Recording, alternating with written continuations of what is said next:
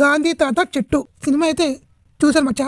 ఇంక ఈ సినిమా కోసం మాట్లాడుకోవాలంటే వైలెన్స్ నచ్చిన వాళ్ళకి, యాక్షన్ సినిమాలు, కమర్షియల్ సినిమాలు, కామెడీ సినిమాలు, ఈ సినిమా నచ్చిన వాళ్ళకి ఈ సినిమా నచ్చడం కొంచెం కష్టమే.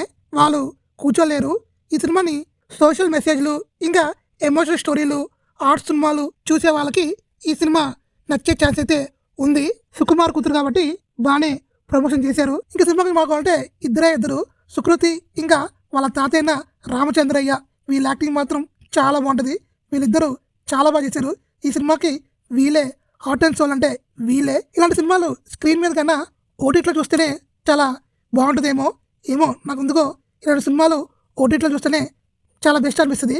ఇంకా మీకు నాకు తెలియదు కాబట్టి అది మీ ఇష్టము. ఓవరాల్ చెప్పుకోవాలంటే ఈ సినిమా నాకు నచ్చిందా లేదా అంటే, నేను రెగ్యులర్ కమర్షియల్ ఇంకా యాక్షన్ వైలెన్స్ సినిమా అంటే నాకు ఇష్టం కాబట్టి నాకు జస్ట్ ఓకే.